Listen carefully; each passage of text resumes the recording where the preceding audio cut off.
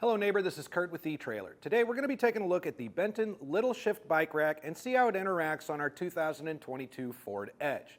Now if you've gone ahead and purchased the LittleShift, go ahead and leave your experiences with it in the comments below. We'd love to share your story with other neighbors in order to help them make the best decision for themselves. So there are a lot of you out there that are bike enthusiasts, but you don't necessarily, take a lot of bikes out with you. Sometimes you just want something small and compact and just easy to take just a single bike out anywhere, hit the trail after work or a break or something like that, just to keep it handy. The LittleShift is actually an excellent bike rack for that because not only does it have a tremendous weight capacity at 80 pounds, making it really nice for those of you that own e-bikes, it's also very versatile in that the arm and hook can be placed both as a wheel mount or it could be taken off and moved back to the frame if you've got a bike with fenders like a lot of e-bikes do.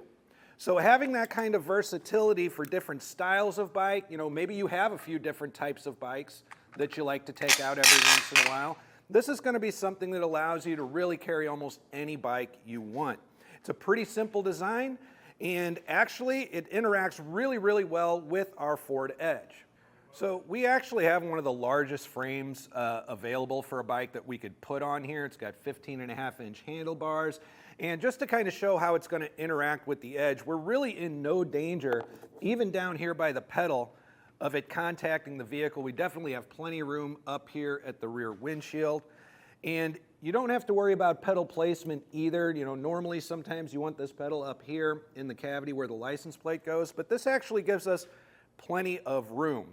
Now, while this bike rack is stationary, it does not have a tilt-away feature for you to get into the lift gate here. You would have to remove the bike in order to do that. But other than that, being stationary actually keeps it very, very solid on the road too, just less moving parts to have this thing jostling around back here. But it is important to kind of understand that with any hitch bike rack, we are going to have some limited visibility in the back. Now for other drivers, our taillights are actually pretty clear. We do have a little bit of obstruction on the license plate and a little bit of obstruction coming out of your rear view camera when you're reversing. So it is important to know just what kind of footprint this is leaving behind your car, just in case you're backing into a tight space or trying to parallel park. So let's go ahead and measure just how far off the bumper this is coming. So from the bumper to the furthest part of the bike rack, which is going to be this point right here, we're looking at right around 17 inches. So just keep in mind that you've almost got an extra 1.5 feet coming off of the back here for those tighter spaces. But that's really not, a whole lot to worry about. It's just good to be conscious of it. And the other thing we want to take a look at is ground clearance. Now, the shank on this does have a little bit of a rise to it, so it does bring it up higher than the hitch, and it sits pretty close to the vehicle. So for inclines, it's not something to worry too much about, but it is something to keep in mind. So we've got about a 12.75-inch ground clearance with this. So again, any of those steeper inclines or driveways, just be aware of that. Although because it sits so close to the vehicle, again, it's not a terrible worry for me. Now I did actually also talk about the weight capacity of this being 80 pounds. So you can put some of those heavier e-bikes on here. There is not a ramp to get that done with that goes with this, so if you have a bike like that, just make sure you're comfortable getting it up a little over 15 inches to get onto your rack and secure it down. Now, loading and unloading the bike is actually really simple as well. There are 3 points of contact. We've got the arm and hook that we saw a moment ago, and we've got 2 ratcheting wheel straps with a little rubber bumper on them to help protect our wheels. So the first thing we want to do is remove those straps. I will start right here at the back. We're just going to depress this little tab here, feed it through the spokes, and back end out of our way. We'll go ahead and do it on the front here.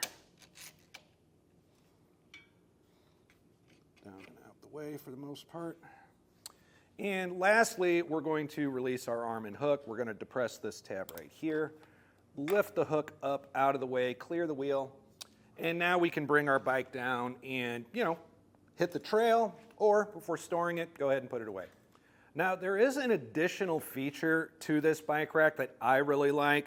So if you're out, on an adventure somewhere, you bring your LittleShift bike rack with you. Maybe you have a roof box or some rooftop accessories up there.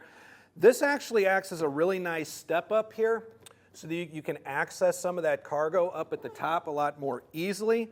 It has loops here that you can run a cable lock through to secure your bike to the rack itself. And after your ride, or maybe in the middle of your ride, if you want to just kind of have a seat, take a break, offers a perfect place for that too. So the Benton LittleShift is an excellent choice for anybody looking for a single bike rack on your 2022 Ford Edge. I'm Curt with Etrailer. Thanks for stopping by.